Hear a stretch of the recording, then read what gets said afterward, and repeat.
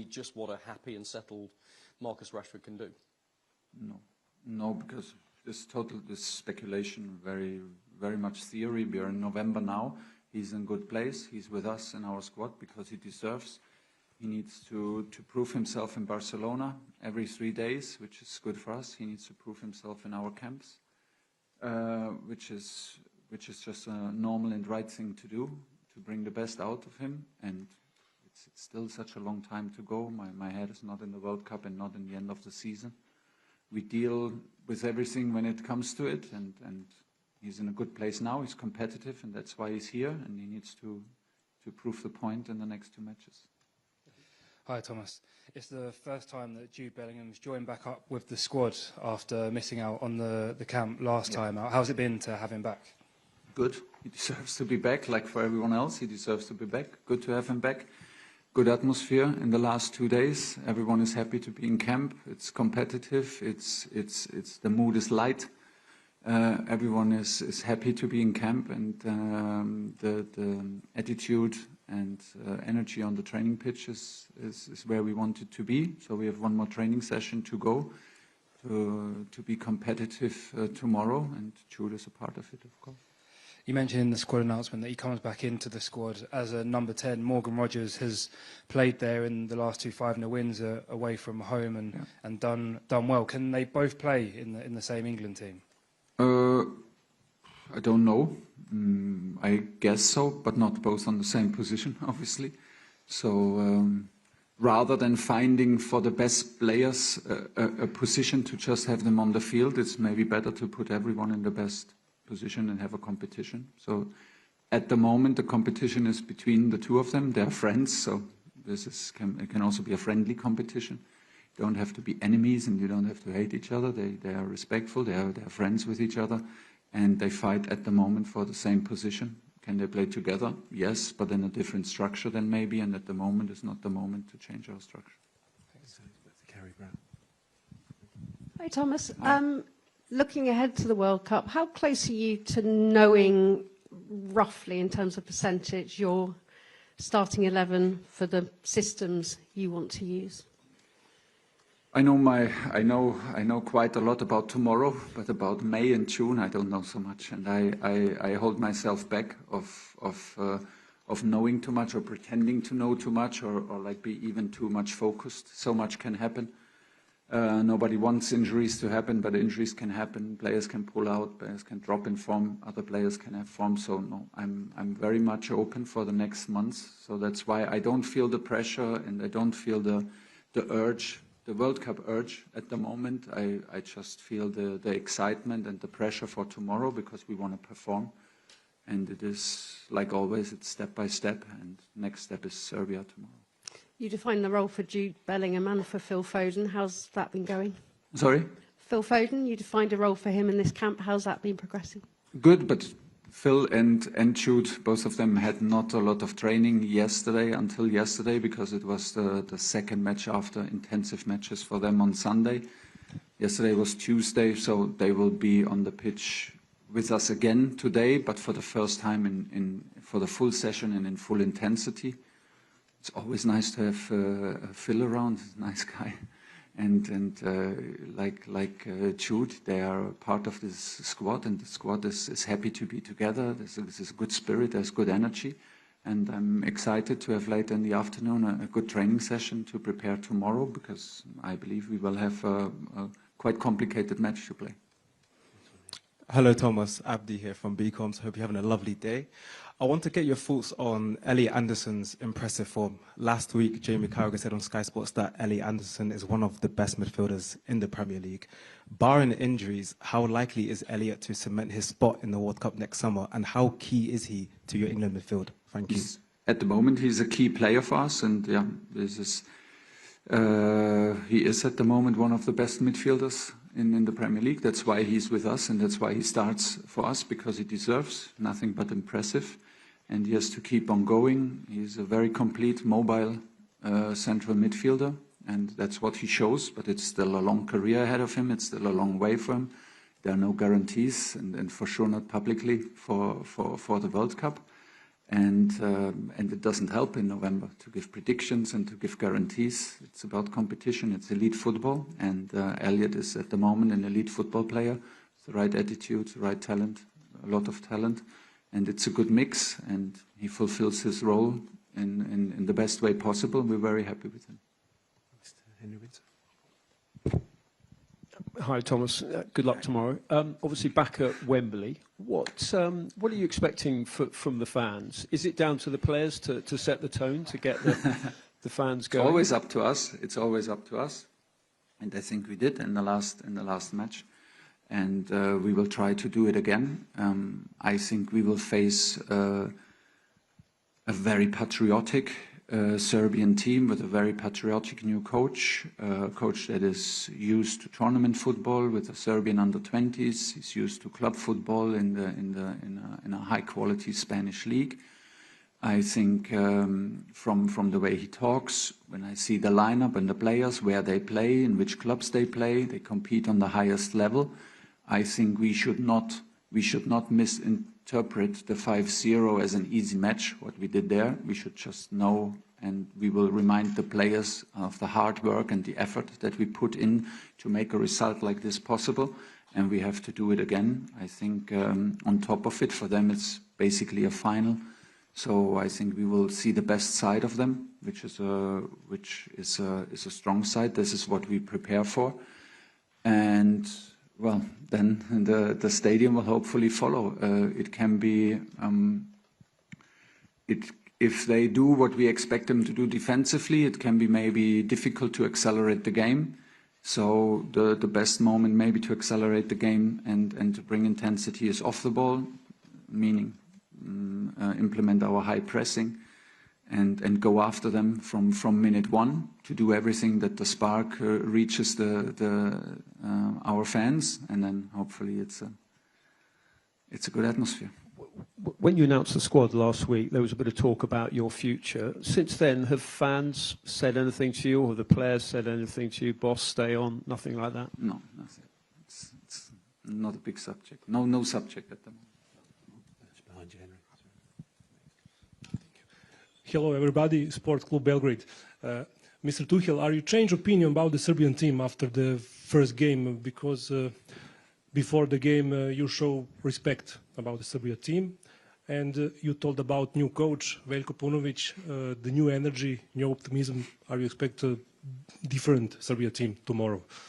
Yeah, thanks. And still, I think you were still a great team with a great record, especially in Belgrade, and it was mostly down to us that we did not let you develop your quality, we did not let you show the quality, so it was mainly down to our quality that we had a very strong match and we did not let you get into this match, we did not let you breathe, but I think the quality was always there. Now there's a new coach with new energy, like you said, in the same strong group and a proud group of players. And we have to do it again. This is what football and what is elite sports is all about. It's always about the next match. It does not help us to look back just at the result and misinterpret it into an easy match. We put a lot into it, and we will have to put a lot into it tomorrow.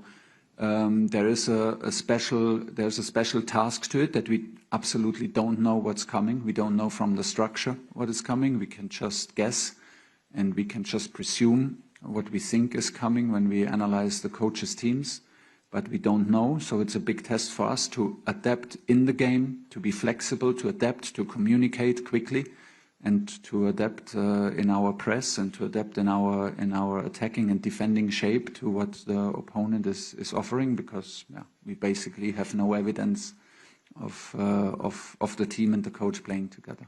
We have a few queued up over this far side. Start with James Ali. Hi, Thomas. Just firstly, team news. Is everybody available? Everyone in training in the afternoon except for Mark Gay.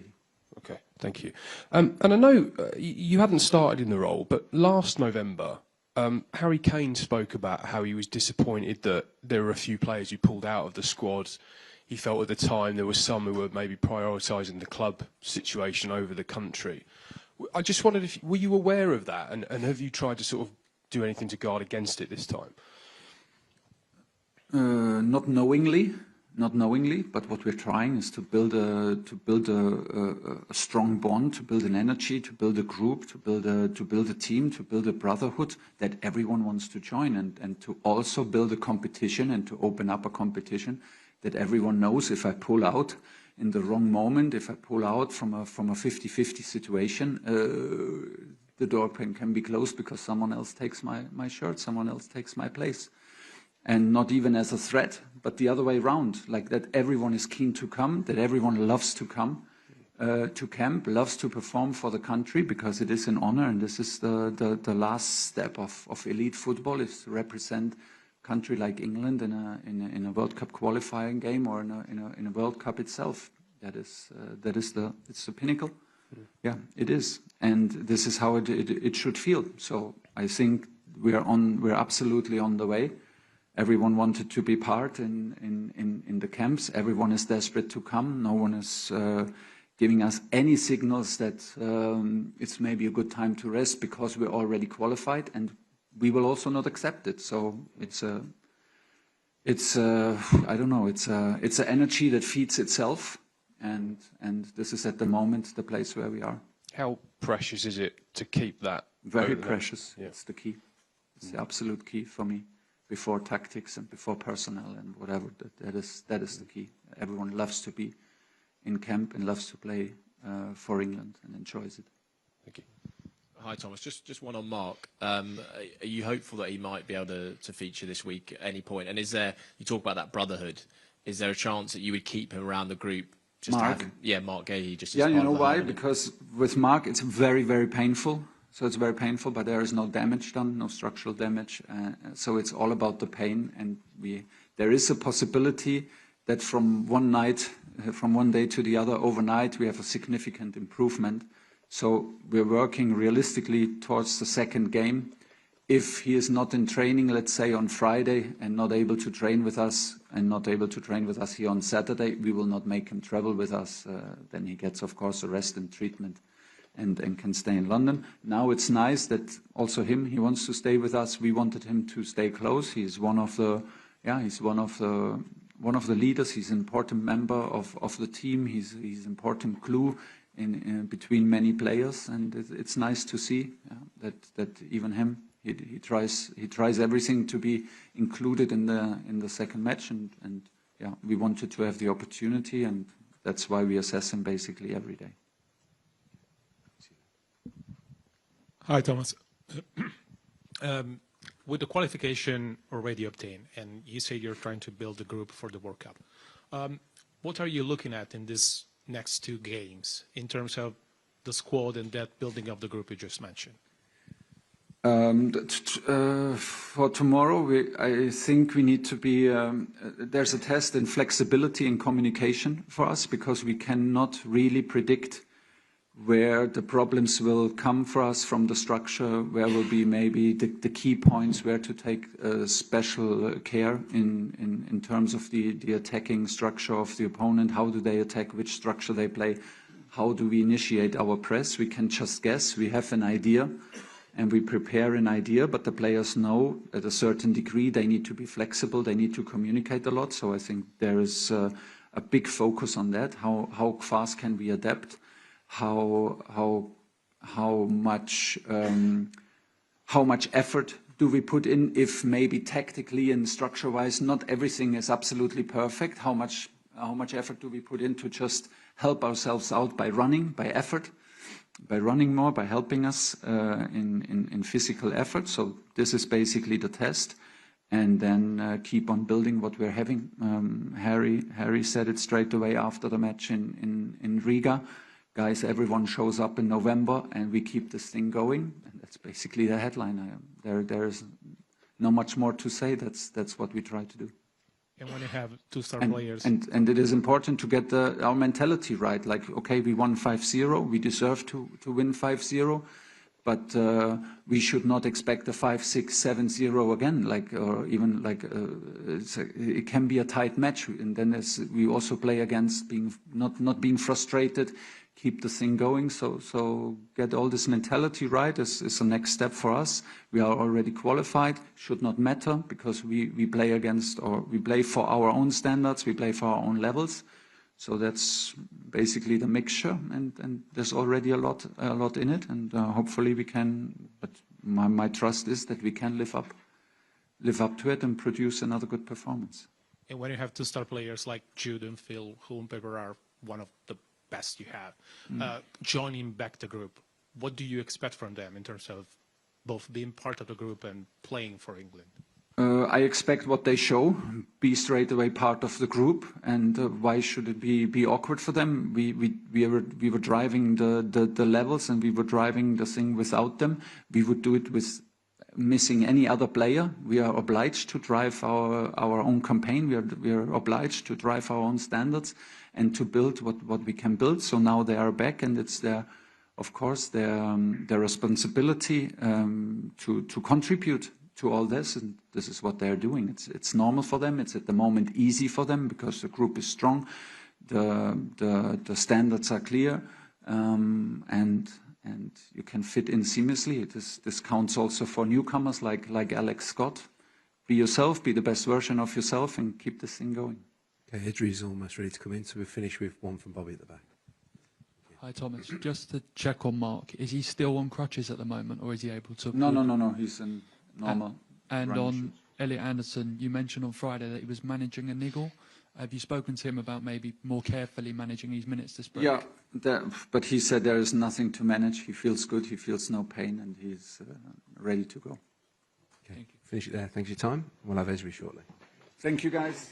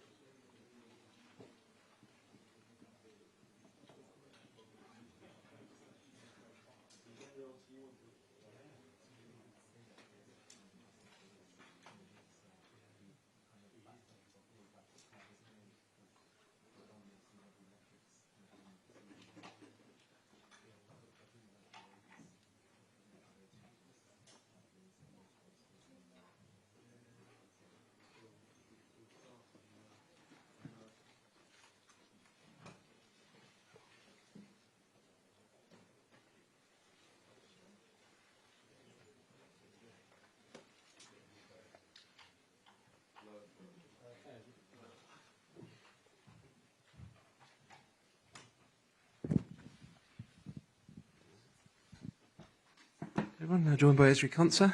Again, if we keep it to 2 questions per person, that'd be great. Rob, when you're ready. Esri, good to see you. Hello. You well? Yeah, good, thanks, you? Yeah, good, thank you, mate. Look, these are the last competitive matches before the World Cup. Thomas Tuchel has said you guys, the players, know who you're up against, who the competition is, who the personal competition is. Do you sense the intensity building up a little bit and that competition beginning to sort of manifest itself? No. Look, we've had a great few camps. Obviously, we know we're already qualified, but we want to win these next 2 games. We want to keep the standards. We want to stay consistent, and I'm sure we're gonna, go out strong tomorrow. We want to win these 2 games, and obviously we know that Serbia are going to come out strong. They need to win. They've got a new coach, great players as well. So we know it's going to be a tough game, but I'm sure we'll be ready. Some of the big guns are kind of back in. Phil Foden's back in, and Jude Bellingham, of course. He's flying from Madrid at the moment, and he's a big personality. We kind of don't really know what it's like having him around the place. Does the dynamic change at all? Do you notice him come in and really start driving standards? Do you notice when he's around? Yeah, we all drive the standards. That's what we're here for, to set standards. Standards have been very high. And look, Jude and Phil, great players, great addition to the team. But yeah, it's the same standards when they come. Everyone drives it, so yeah, not just him. Hi, Ezri. You've been around it feels like you've been around the England squad for a while now. I think you made your debut coming on against Brazil, against Vinicius Junior at right back. Do you feel a different player from the one that came on then to one sitting here now? Yeah, of course. Got a lot more experience now since then. Played right back, played centre half. But it's something I'm used to, something I enjoy doing, playing in both positions. But yeah, look, I've gained a lot more experience since then, and I really enjoy my football. Thomas Tuchel has spoken about how good the team spirit is within this squad. Does it feel like an extremely close team compared to the ones you've played for before? Yeah, we're a very close team. You know, when we're here, we spend a lot of time together. So you know, we want to try and create a small family, and you know, it's something that the boss has said to us as well when you first come in, to create a close group, and I think it's really come along nicely. How has training gone this week? Because Thomas has said this will be a real acid test of what England have struggled with in the past, sort of breaking down teams that are defending heavily in a competitive match. How much has he said that this is an acid test, one of the last few competitive tests you're going to have before the World Cup, of problem solving on the pitch between you all? Yeah, we came up against Serbia a couple of games ago. We know how they play. We know how strong they are. And obviously, we won that game 5-0, but you know, we're not expecting to play tomorrow and score another 5. Obviously, that would be great. But you know, playing against a low block is never easy. Teams do that a lot against us.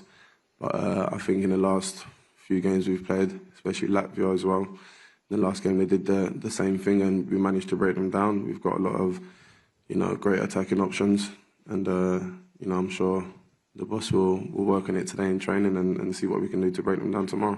You captained your club recently. Clearly, Thomas thinks you're a big leader to have you up here today.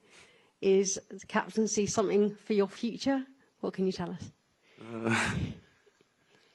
Look, it's a role that, you know, I want to do. And last week or 2 weeks ago for Aston Villa, I took on that responsibility and really enjoyed it. And like I said, you know, for me as a defender, being a leader is really important. And you know, who knows? Maybe one day I'll be able to wear the armband. Ezri, hi. Good luck tomorrow. You've always had a talent, but it seems, just watching you've moved on up another level with your interceptions, your pace, composure. We've seen some of the challenges, the interceptions that you've put in. Is there anything differently that you've been doing? Is it a coaching thing? Is it Unai? Is it just a feeling of confidence that you're now embedded in this squad? Thank you. No, I just feel right now in this moment of time, I'm enjoying my football a lot. I feel confident going into games, and obviously working under Unai the last 3 seasons, it's been really important. I've looked at football differently, the way he's wanted us to play. His style of play and mine is it's been amazing in my growth in football. And you know, look, I'm 28. They say you're going to your prime now, so I feel really good at the moment, playing a lot of games, and you know, hopefully I can, you know, stay consistent throughout the whole season. Just if there's one thing that Unai has developed or encouraged in your game, what's that? Centre backs to start the build up, take time on the ball. You know, make sure you go into the opposition, drive into it, don't pass too early. So I think since he's come in, I've managed to do that. I've managed to grow in my game, and yeah, really enjoying working under him, and like I said, enjoying my football. Hello, Ezra. Abdi here from BComs. It's great to see you take the leadership role. The England squad is filled with a lot of young players like Kwanzaa, O'Reilly, Scott, Wharton. Are there a couple players in the camp that you've taken under your wing? Yeah, look, I speak to everyone. I get along with everyone, especially the young boys. But you know, they've all been at top clubs, all been around a lot of experience, a lot of great quality players. So, you know, for me, like I said, I get along with everyone, and you know, whatever way I can help, I'll help them. Outside here. Hello. You mentioned a lot of the standards you're trying to build in this group. You've been in this group since the beginning. I'm curious about how do you build the standards to the level you want them to be? I think that comes down to everyone in the group, and obviously we've got a great captain in Harry Kane who does set the standards every day in training. And I think for me, especially for the young boys that are here as well, once you see a player like Harry Kane who's always setting the standards in training, and you know the quality that he brings, it comes naturally for you as well as a player. When you know you are training around these top players, you want to keep the standards, and it's something that he reminds us of, you know, every training, every game. So yeah, I think, you know, especially for young boys, when you see Harry Kane and you see likes of John Stones setting standards, it just comes naturally.